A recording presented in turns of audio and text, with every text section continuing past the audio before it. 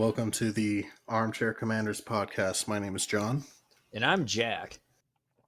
and this week we are reviewing the Epic 300. An epic it is. Man, Epic. nothing gets my blood pumping quite like 300 does. Yeah, man. Man shit. Man, I'm a man, a tough man. Which I gotta say, we should just start off right now with this particular topic, which is, I don't know about you, but I am greatly annoyed or I find it just stupid, the people who latch on to the Spartan image. Yeah. Like, don't get me wrong, I think if you appreciate like Spartan warriors and all that stuff, like, cool, all the power to you. Like, I think they're cool too. But if you're the kind of guy who like has a lifted truck and like puts a Spartan helmet with, whatever, on the back of your truck because you're a tough man who don't take no shit, like, you need to reevaluate your life. Yeah. Because I love the fact that there are so many like tough guys out in today's society who have like based their personality off of a comic book rendition of an ancient people. Mm-hmm. It's like the kind of guy who rolls around with a Spartan helmet on the back of their car is not the kind of guy who's going to be reading a comic book. The same. It's almost the same as those people that have the thin blue line Punisher skull sticker. Did you read the fucking comics at all? Doesn't matter. It's a cool logo. Erg. But I love the fact that the Punisher, like the comic book writers for the Punisher, even addressed it in one of their books. He's killed cops before, corrupt cops and evil cops. But that's ain't like I've seen like the Punisher skull with like a thin yellow line, and I was like, what the fuck is this? And I had to Google it. The thin yellow line is tow truck drivers. Yes. Oh my god. I was expecting like pizza delivery or something. Oh wait, that's the thin bread line. Don't forget about the thin Baja line. The thin brown line, of course, the landlords. And before anybody adds me, I am a first responder, okay? So, and I think the thin line shit is stupid.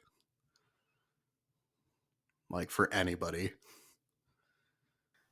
And I have no opinion on the matter because I'm not a first responder. Thank God. It's just a lot. Sounds stressful. Well, I think the military's the thin green line. And like nurses is like, it's weird. It's like the thin light blue line. Teal, I think's the word. The thin light blue line. Okay. It's weird. The number of cops who like get into relationship with crazy nurses is through the roof, so that makes sense. Oh, yeah, high stress jobs. Well, shit, what was I gonna say? Oh yeah, getting back to the movie before we get off on lines and colors and whatnot. Well, I think speaking of lines and the whole Macho Man thing, I think we have to address the elephants in the room again. The manly elephant in the room. The boy lovers line. Oh God, I hate that frickin' line. So, well, to if the viewers, those boy lovers over in Athens told you no. Like, and I'm pretty sure that's a line from the comic. I don't know if I want to give this all to Zack Snyder on this, but for our listeners, there's a part in the movie where Leonidas mockingly refers to the Athenians as boy lovers, which, do you not know how older Spartan men trained their young? They were like in lover relationships. Like, yeah, it got so exerted. That's how they exerted control over them. And it got so intense that they had to force the soldiers to have sex with their wives to reproduce. Like, oh, it's, it's yeah, this is like Greek history 101. Yeah, there was a lot of like the ancient Greeks had no hangups about homosexuality Oh no. like people do today. These are the guys that would train together naked and sleep with each other in their little tents to keep warm. I'd sleep with you in a tent to keep warm. Anyway, oh please, I'd use you for warmth in the winter and shade in the summer. The other this movie is just full of hypocrisies. Like And the whole "we're fighting for freedom, we are free men," said the guys who own one of the largest populations of slaves at this point in ancient Greek history. uh-huh, Like a lot. part of their training program was you have to kill a helot and not get caught. And there, not to mention the monstrous, literally monster um, Persians. An actual fucking goat man in that tent scene. That's so weird. Um, Do you think that was a mask, or do you think it was like meant its to be a eyelids were hybrid? moving, so I don't know, man. It might have been a mask they were using in like the drugs and the contact high in that little tent they were in, maybe. Uh, I think and so. I think this warrants a conversation, which is it does. this is this is a movie that is about a historical event, but the movie is basing its source material on a Frank Miller comic book. This is not a like a historically accurate film. This, for all intents and purposes, is a comic book movie, and we need to keep that in mind when we view this. And I love it. Don't get me wrong. I think when Zack Snyder interprets Frank Miller's work, it translates very well between their two styles. But the problem is that most people don't understand that or don't do the work to get the difference. Because I remember after this film came out, there was multiple History Channel like one-off documentaries or I even a remember show that.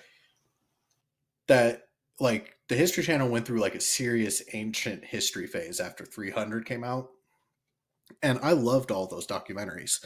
But the problem is that they all adopted the Zack Snyder take on Frank Miller artwork approach to it. And it's like, yes, this is what's popular, but it's kind of like with Gettysburg, where it's like you're giving a very skewed image of what this actually was. I believe the word for that is artistic license. And boy, Yes, did Zack Snyder use it, and Frank Miller too. it's like our Gettysburg discussion. This isn't based on a true story. It is inspired by a true story. And I'd like to, what's the word, bring up the fact that the movie is told through a flashback from a guy who was there to motivate his soldiers. So that explains why the Persians look like monsters and behave like orcs. And there's these fantastic beasts and magic they were throwing at us, and we bravely fought them off, and not a single man was lost in the first day of fighting. And we were like macho, and we totally gave him the what for, until that cheater head told him about the goat path that it was implied he already knew about anyway. That was one thing I kind of appreciated was the depiction of Ephialtes. So uh, in this film, the Spartans are betrayed by he looks like the Hunchback of Notre Dame. Um, and basically he knows about the secret path that the Persians eventually use to flank the Spartans, and it leads to their defeat. Um, Ephialtes was a real person, or at least according to Homer, he was. Homer says a lot of things were real that we haven't really been able to independently corroborate. But when you have no other historical, you know, works covering it, you kind of have to take it for what it's worth. It's kind of like it's like the Bible. There are parts of human history where the Bible is the only written record of it, and you more or less like you may not believe all of the mythos or the like miracle sides of it, but we get a good chunk of like Assyrian history from the Bible and like ancient Egypt history too. So take that as you will. But if according to Homer, Ephialtes was a real person, but he was in real life he was just a dude who lived in the local area who more or less was like, yeah, for a couple of coins I'll tell you like about this goat path. But he legitimately became the ancient Greek equivalent of Benedict Arnold.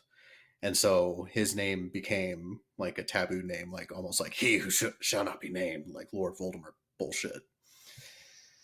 Um, so that was something I appreciated in this film is that the way that they depict Ephialtes is um, it also reflects how ancient Greeks would have viewed him, which is this over the top representation of this like disgusting person who betrayed the Spartans.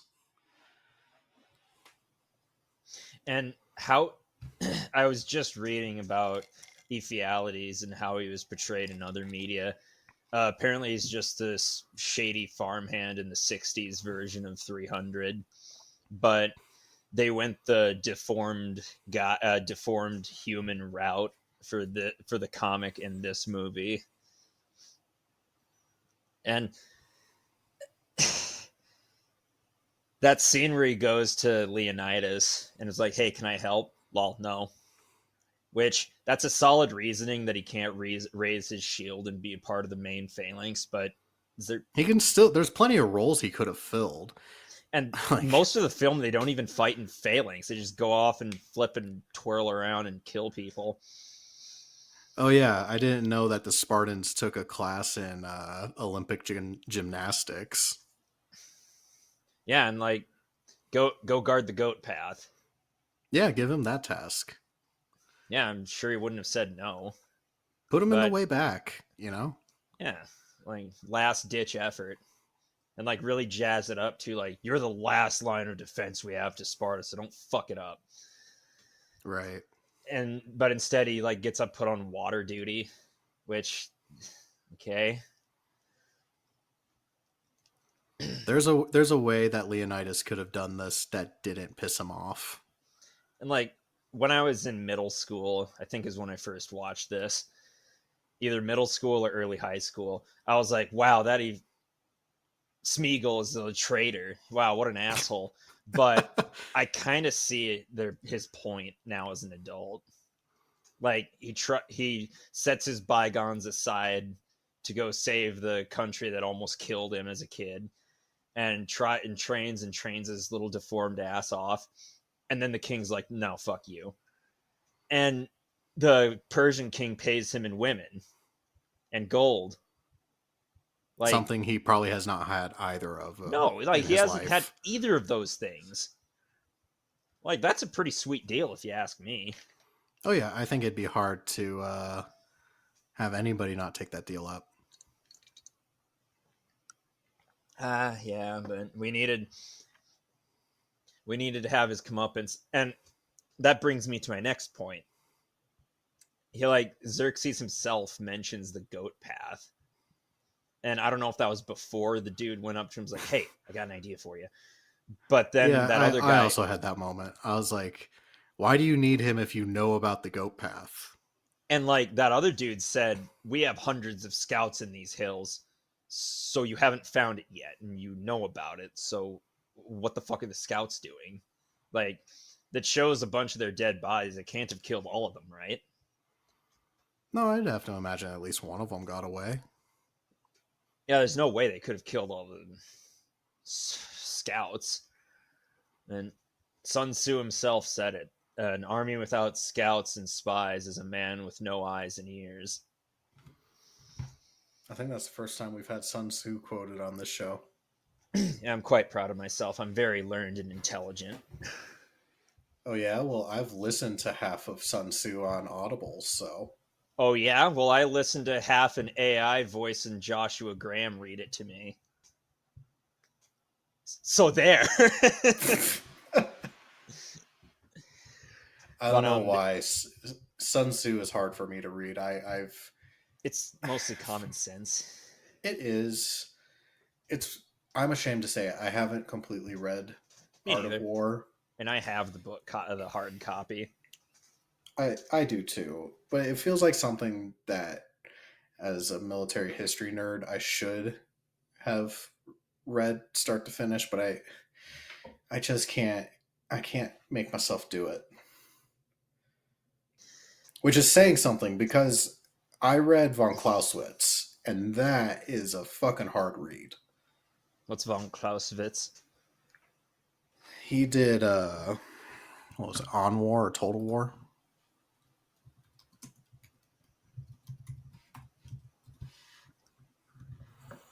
What was Wouldn't his happen to have book? been German, would he? He was. Hmm. I wasn't quite sure with von Prince. Clausewitz. Yeah, he wrote On War. Wait, Um, is he that he guy that coined the phrase "war is the most potent drug there is"? might have. I don't remember. Anyways, he's the Hmm. one that made Total War. He put it pen to paper. I mean, Total War had been a thing prior to him, but he gets credited with it. Okay, and you read all of it. Yeah, I read On War, and Huh. that's a long, lengthy read Sounds like it. compared to Art of War. Like Art of War should take you like an hour to read, and On War by von Clausewitz should take you like 2 days. It takes an hour to read, but a lifetime to perfect. Oh, shut the fuck up. I think my favorite Sun Tzu quote is a salvaged meal from the enemy is worth 10 you bring on your own. But before I get too off topic, 300. And of course, we can't forget its sister film, Meet the Spartans. I thought you were going to say 300 Rise of an Empire. No, absolutely not. We should have done 300 and Meet the Spartans as a double feature. I refuse. Oh, come Especially on. especially the difference in how they do the oracle scenes. That's hilarious. Just pays them in ointment. Yeah, and skin cream. That part killed me. Which Man, what did you think of the oracle scene in this movie? it was mesmerizing. It was quite well shot and well done. Part of it looked like a painting. Very, very. The cinematography in this movie is pretty great. If you can get past the permanent sepia filter on everything. The world is in sepia. You scream only to have special sauce fly from your lips.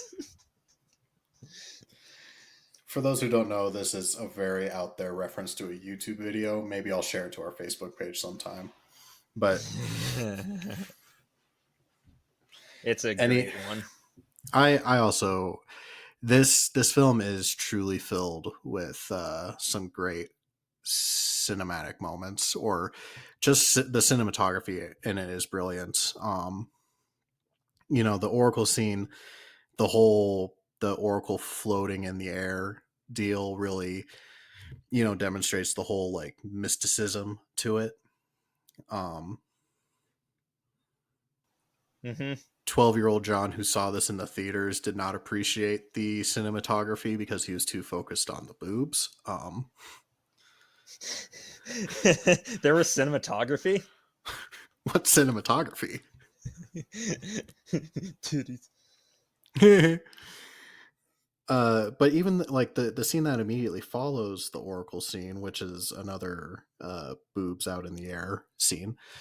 Um, the one where we have Leonidas, butt ass naked, um, and the entire scene is in black and gray. And when he is running his hand up the back of Lena Headey or Hetty, how do you say her name? Queen Cersei. Yeah, when he's running his hand up the back of his hand up her back, and you can see like each individual hair on like his arm and on her back, like that was like just that one still frame. It's just super impressive. Yeah. But there's tons of moments like that in this film, like just throughout, like the scene where they're watching the Persian fleet get smashed on the rocks, and like Leonidas is getting pelted by rain. That's another great like still frame. It's just, if you step away from the blood and gore and the like Sparta like aspect of this film, there's some truly beautiful scenes. And good shots. I was also a big fan of the like walking through the wheat field scene. Very reminiscent of Gladiator. Yeah. Yeah, and what was his name? The guy that loses an eye. Faramir. Yeah, Faramir was a great narrator for this. David Wenham. David Wenham. Yeah, Dave. It's Great. also Friar Carl and Van Helsing.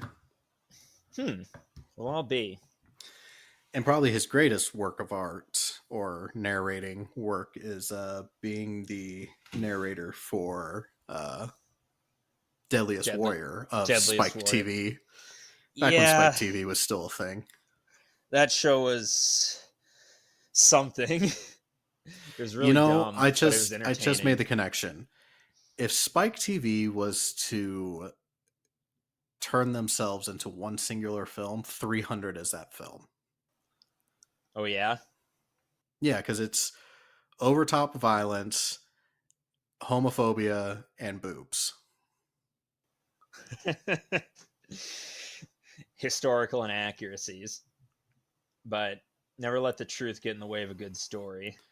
What if the Nazis won World War II? I don't know. Go the fuck to sleep, Spike. Like,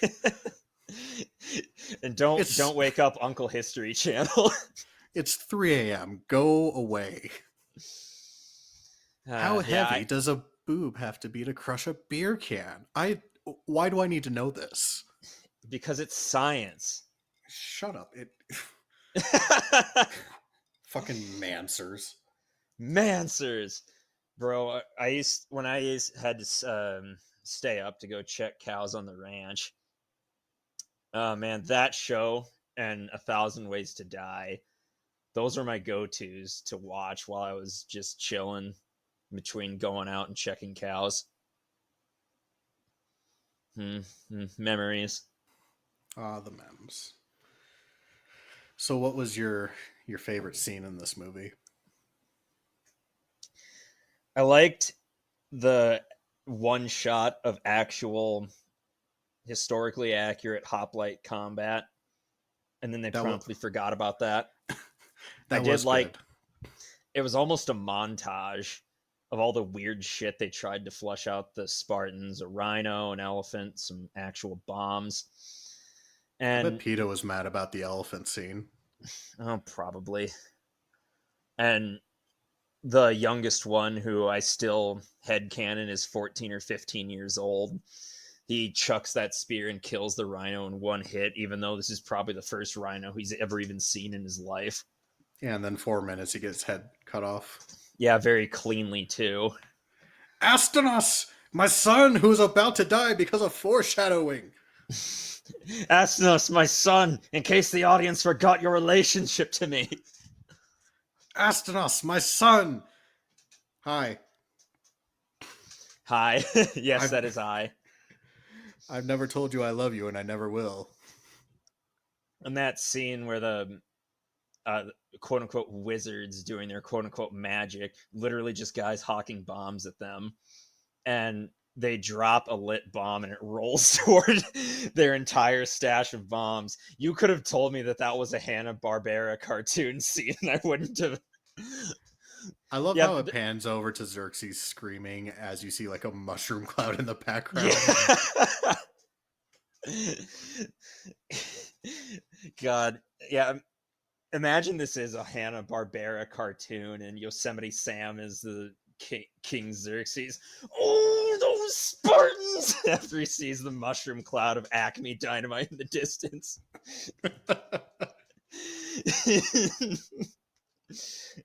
And they keep doing like that childish clown shit that Hanna Barbera cartoons always do, like putting up a door in front of them, knock knock, and then like punches them or something, or paints the Thermopylae on a rock, and they all crash into it. We have scouts all over this place. Oh, we turned them into a wall. Eh, I think it would be very interesting to see like a direct true adaptation into like an animated film of Frank Miller's 300. I feel like they it would get very like Star Wars Clone Wars vibes like the original animated one. and I should mention, Samurai Jack had their own adaptation of this, Jack and the 300 Spartans, before Really? the movie, I might add. I don't remember that episode. Yeah, he comes across not future Sparta, and instead of, they have spears, but at the end of them are like rockets, so you can stab them and then launch the rockets. And it's an endless army. Instead of Persians, it's an endless army of Minotaur robots. That And sounds intense. it was intense. It blew my fucking mind as a kid. And he shows up, helps them, and then the king lays it down for him like, this happens every day. Me and my men come out here and defend our home. This is our home, blah blah blah. And him and the king go on this special mission to the factory where they events transpire, but in the big final boss fight they destroy the factory and whoever was making the machines, and they get separated and never see each other again. And it flashes forward to many years, and the king is dying of old age, and he talks about the wandering warrior that helped him and his people. And then cut to black. Oh wait, actually, the son asks him, "Did the other warrior make it?" And he's like, "I don't know, but probably he was a good warrior." Cut to black. Episode ends. Hmm. It was very good. It won an award, actually, that episode in particular. That doesn't shock me. Samurai Jack was a great show. Very. Have you ever gone to Samurai Jack for Halloween? No. A part of me feels that would be at least a little bit culturally insensitive, being as he's Japanese. Yeah, that might be problematic. Possibly. So just a little bit. But so yeah, this movie has a bit of nostalgia for me because I remember when this came out. I don't think I saw it in theaters. No, I definitely didn't. I saw it on Dish, but On I remember. DVR? No, I was in sixth grade. Yeah, I was at the end of sixth grade or around that time when this movie came out, and it was in theaters in my hometown for like 3 weeks. It was very popular, and that's all anyone wanted to talk about is that movie and how lit it was, how so cool it was. Sparta. Sparta. This movie definitely had a long lasting impact, and I like this movie, even though it's very much like an over the top action film. Like there is kind of something, like a little bit of something for everybody in it. Like, for example, I told Miranda, I'm like, yeah, this week we're watching 300. And she's like, oh, is that the one where Gerard Butler is really hot? And I'm like, yes, yes, it is. And for those of you who don't know, my wife, she's the one who does art, like each episode's cover art. And I told her, I'm like, yeah, for last week's episode, I'm like, yeah, this week is Flying Tigers. She's like, okay, here's a 300 one that I already did. I'm like, why'd you do it? She's like, no reason. And she gave me like two or three different one of all like just, abs out Gerard Butler. I'm like, yeah, that doesn't give me a complex at all. So if you want to, that makes me think. What do you think the like baby oil budget on this film was? Oh, For just through the roof. like, they had to. Do you think they were buying it in like 55-gallon drums? Had to. Because, as we all know, the real historical Spartans didn't actually wear armor. They just oiled their muscles thoroughly, and that was enough. You can trust me, I'm a historian, probably.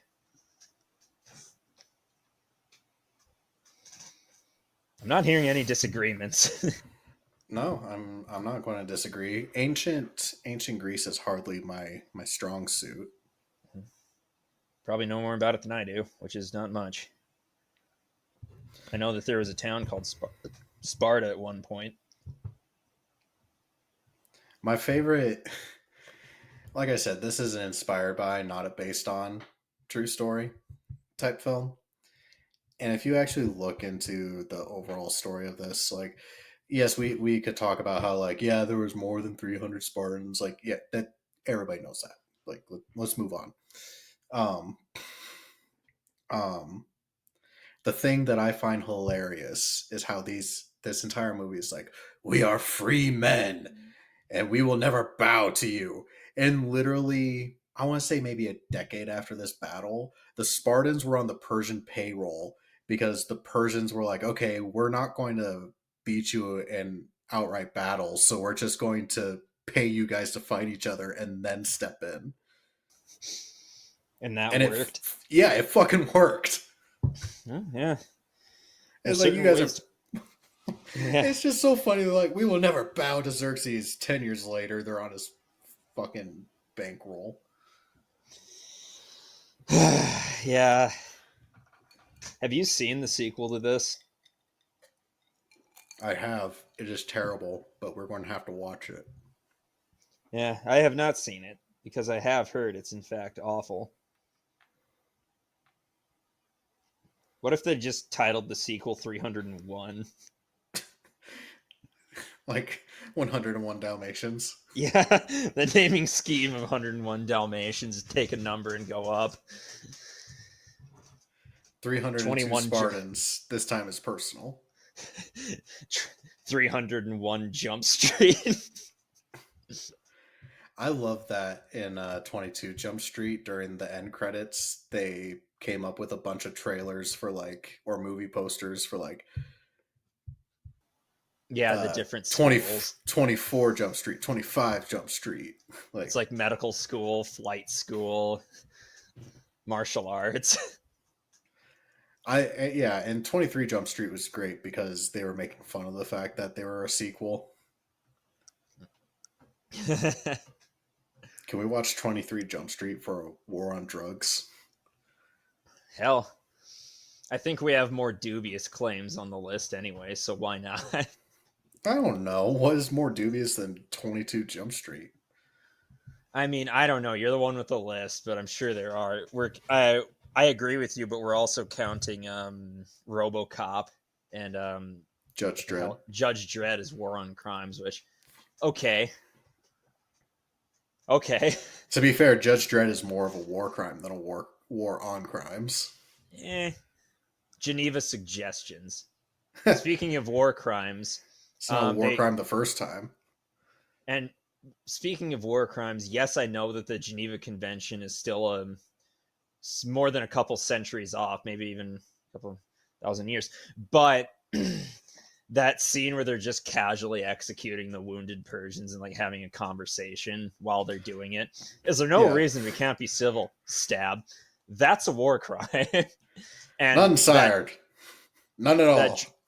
that dramatic scene at the end where he fakes surrender to King Leonidas only to have his buddy springboard off his back, and yeah, that's called perfidy and is considered one of the most heinous war crimes there is. And it's yes, Ooh, it's perfidy. considered That's a good vocab word. yeah. I've only heard it used in the sense of perfidious acts. I feel like I'm on Sesame Street. The word of today is perfidy. It's when you launch a counterattack when feigning surrender.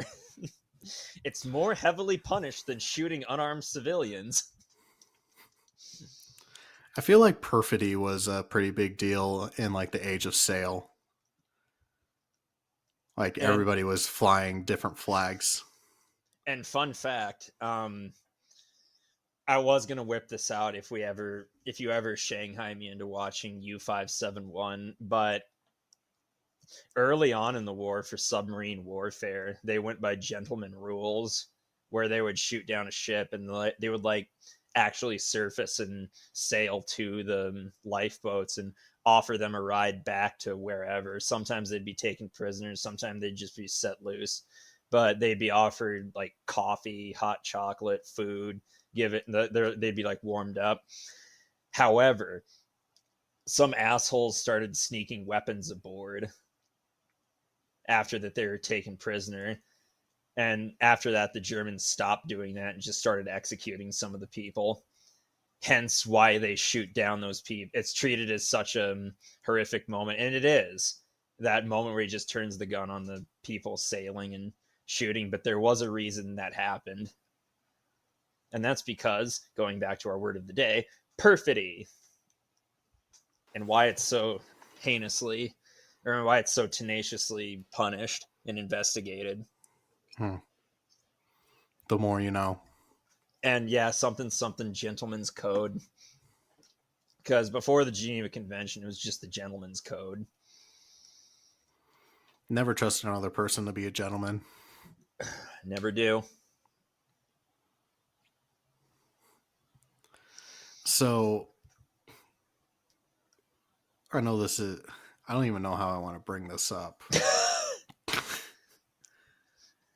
Um, With tact. I was just. I found so the aspect of the queen in this movie where she is politicking for her husband.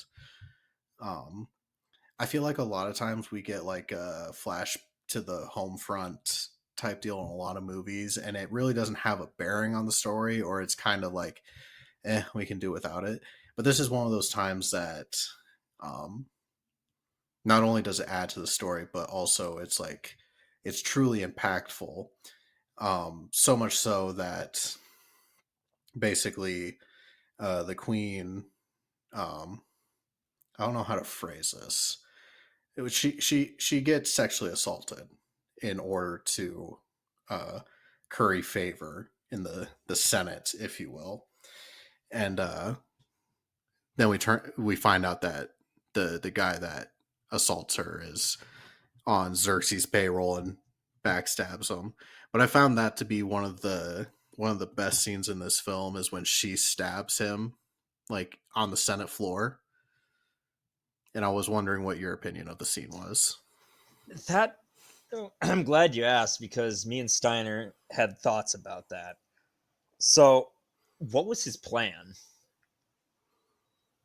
I generally don't know. I'm Like, sure there's probably some sort of sneaky, like, I will become king kind of nonsense. I'm confused because he gets up there and talks about her adultery, but it's her word versus his. And he's just some senator, from what I could tell. But she's the fucking queen. Yeah, And but also this is ancient Greece, and I'm going to go out on a limb here and say that in ancient Greece, like, a male probably has more of a voice than a female. Yes, but the reason her voice has such weight to it is because who she's married to. So you could argue by extension her voice is almost that of the king's compared to just some old senator. She could have just said, "You're lying, get out of here," or "You're lying, you're executed." Would anyone argue? I know I wouldn't. And That's like, fair. she's lucky when she stabbed him in the dick, she also hit his coin purse because that could easily be interpreted as her trying to get him to shut up and spill less information. But she spills his coins, which implicates him as a traitor. That was kind of lucky. Like, I don't. Maybe she knew that's where he kept his coins. I don't know. I don't keep my coins in a fanny pack under my toga. I'm curious what his plan. Like, why is he carrying around the Xerxes money though? Like, Yeah, like, where's he spending that in Sparta? would that not turn a head or two if he tried to spend that? Wait a minute. Huh. God. The other part I loved about it, it was kind of silly and a little ridiculous, was all the old senators like pick up the coins and they realize he's a traitor, and then they just start yelling out "traitor" like it's South Park. Rabble, rabble, Rabble, rabble. rabble. Or a SpongeBob. Soiled it. Soiled it. Uh, but yeah, like his plan was weird. Like he was trying to undercut someone whose voice had more weight than his own. It's Yeah, dumb.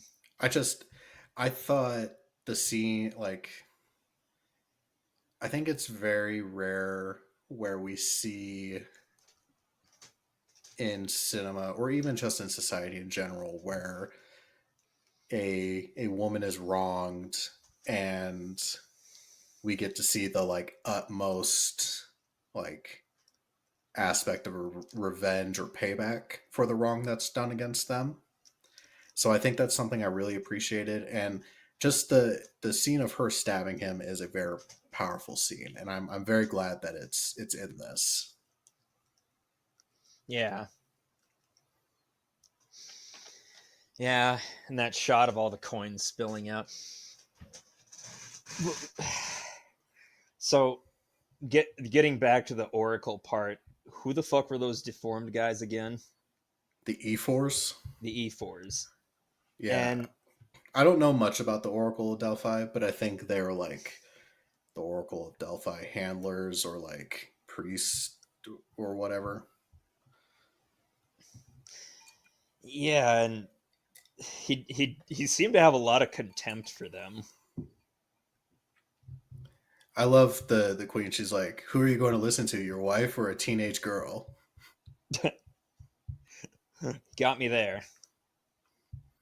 I just I could definitely understand having contempt for the Oracle of Delphi, but also the Oracle of Delphi is used by everybody in Greece at this point. Like, Yeah, like I was gonna mention, this is like I was gonna say no man's land.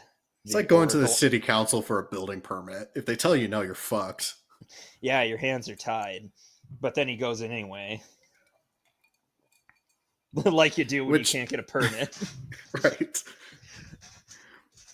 You just build it slightly underneath code, so you don't have to. Which is another it's another aspect of the story that's stupid because like the overall Greek force was led by a guy named Themistocles, which is who we get introduced into the sequel to this film. Wasn't he the admiral? Yeah, but he was also like he oversaw the entire campaign. Gotcha. So the whole scene is like, I'm just taking my personal bodyguard for a walk. Like, no, he the the Spartans were with like 5 or 7 thousand other dudes when the battle started, and the last stand of the Spartans is the last couple of days where they act as a rear guard while everybody leaves. Um, so this isn't like some clever plan by Leonidas to start a war. Like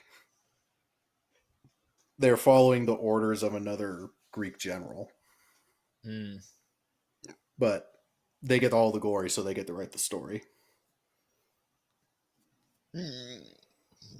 And another thing, I can't believe that I haven't brought up yet the iconic scene of him kicking the emissary into the well. This is madness. Yep. Oh, excuse me. So the water's gonna go bad, right? Like, of all the places to kick and throw the dude, did they have to pick where they drink? I It's don't like, know if that's necessarily where they got their water from, but it definitely would have an impact on the water table. like that didn't really bother me until recently. They're like, it's like, it's on the I same. want to know who dug the bottomless pit. It, I don't know, a very pernicious slave, but what was I gonna say? Shit. Ephialtes, we have a job for you. Yeah, We need you to build a bottomless pit for us to kick people into on the battlefield. it's on the same. It's on the other side of the coin as shitting where you eat, kicking dead bodies where you drink. And, but man, the grain in that movie looked lush. Gotta say, big It fan. did. Made me want to have a sandwich. I did. Hmm. Yeah, this is a very chest pumping movie to get you pumped up. You know. Kind of like the, you, what is your profession? I'm a potter, sir. You? Blacksmith. Spartans! What is your profession? Oh! Oh, what's an ahoo? I don't know. The only See, thing. So here's the thing. I know we were ripping on people who latch on to Spartan culture just because they have a false idea of what it is to be like a manly man. Like, like I said, I'm cool if you appreciate the Spartans and that's your thing. Like, if you want a Spartan helmet on your truck, all the power to you. But like, let's just have an understanding that what you probably understand as Spartans is not accurate. yeah, Um, but the one thing I do appreciate is, um, have you heard of the Spartan race? I have. It's like a Tough Mudder. I did it last year and it was a lot of fun. Um, but I appreciated that because it was like this is just a really hard physical task, which the Spartans were known for being very physically tough individuals. Um, like I'm cool with you latching on to that. Yeah, because you can spin that into self improvement, Right. not and not Like cosplay.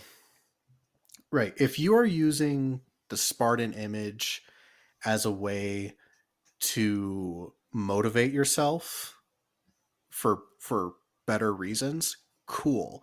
If you're using it to identify yourself as like if you're using the Spartan image to identify yourself as like the alpha male bullshit, Oh, then you're yeah. doing it wrong. But if you're like I got Spartan this because I think Spartans are cool, or I did the Spartan race, or I just appreciate Spartan history, cool. All the power to you. It's just those dickheads who are like, ugh, I'm a man. Yeah, dickheads always got to ruin everything. But speaking of dickheads, there is one more thing I'd like to mention, and it's the problematic way this movie's interpreted. A lot of people see it as Western cultures versus Eastern cultures, where the Westerners are these tough, hard as nails warriors, and the Easterners are Freedom these loving. freedom loving, even though they own slaves. And the Persians are the evil Easterners looking out to invade our lands and take our way of life. They're here to take our gay bar away. Yeah, they're here to take our boy lovers away and our This slaves. is Lesbos. And of course, there's the South Park parody.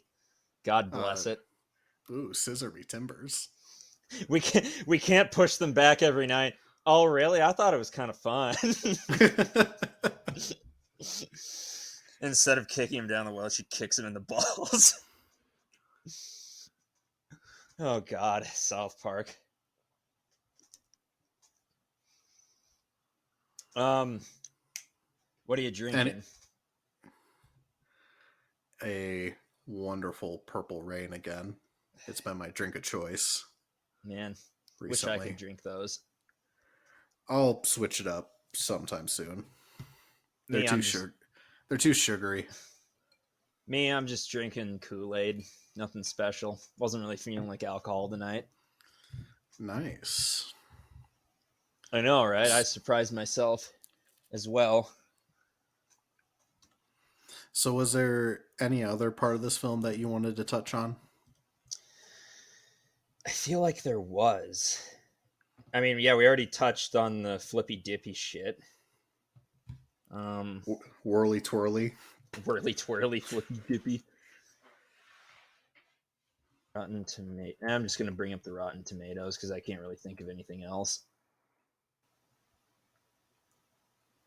So last week I chose our custom rating. Damn What do you think this week's custom rating should be?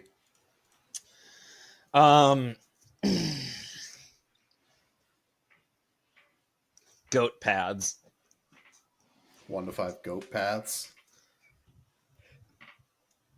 I gotta give this a 4 out of 5. Yes, it has its problems. Yes, it has its problematic shit. Yes, it has its dumb shit. I was going somewhere with this. Oh yeah, it's entertaining, but at the end of the day, is that not all we ask of our movies? I don't know. It Maybe I'm depends. just We maybe I'm we asked a we asked a lot of Gettysburg. yeah we I want to say we asked a lot of Flying Tigers, but we really didn't, and it still managed to limbo under our expectations. Right. Very impressive in and of itself, really, but I don't know. Well, that's my rating. What do you give it? This might be contentious, Ooh, I like contentiousness. but I think I've only given this rating to one other film. Um, I think the important thing we have to remember is that this is a inspired by, not a based on Yeah. story. And like I said, this is not this was never meant to be a historically accurate film. This is a comic book movie based on a historical event. I think this film has spectacular cinematography. I think this film, I mean, it goes back and forth, but there are some great music pieces in this film, Oh yeah. especially the like operatic stuff. There is some great performances. I mean, the story is pretty well written. I mean, the dialogue leaves something to be desired, but that even that is true to form with Spartans because the we have a thing called laconic speech, which literally means like simple and witty type of speech, which is attributed to the Spartans as creating. Um, I think this is a fantastic film. Like I said, I watch this at least once a year.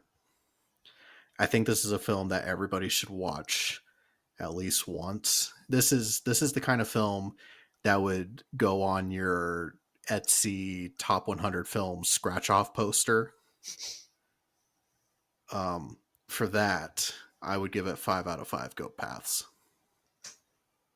That was beautiful, man. Beautiful. I know. Now, let's see what the good folks at Rotten Tomatoes say. 61% critic rating, Jesus. 89% audience score. Okay, I'll take an 89. That's Yeah, close me to too. you. That sounds about right. Maybe a little bit less, maybe a little bit more. Eh, Hmm, it is what it is. it is. So, with that out of the way, what's our next movie?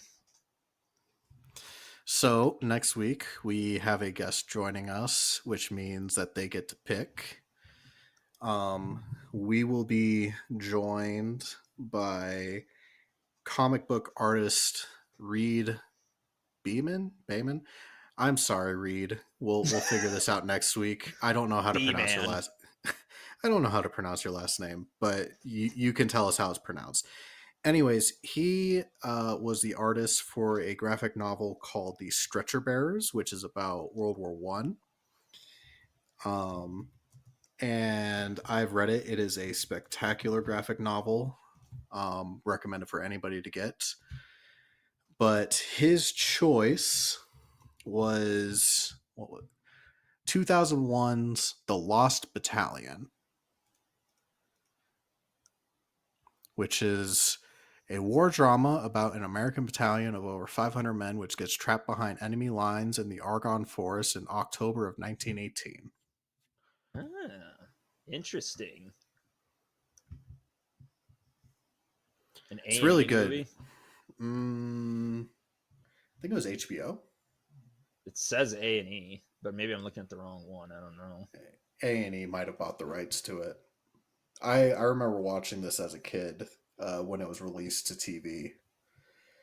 It's if I remember correctly, it's a pretty good movie. So we're excited to have him on, and I'm excited to review this movie. I really like the movie, but we shall see how it holds up.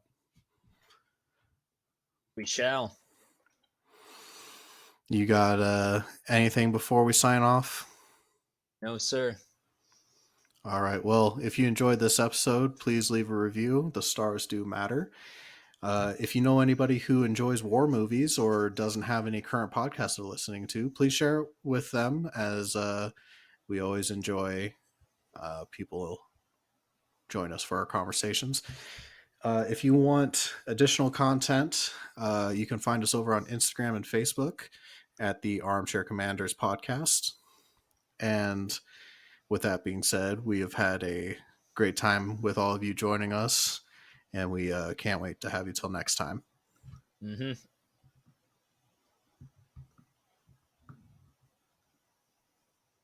Bye. I'm not going to say bye. Wow, you're a dickhead. You're a dick. You're a towel. You're a towel. You're a towel. Okay, bye everybody. Because Jack. Bye.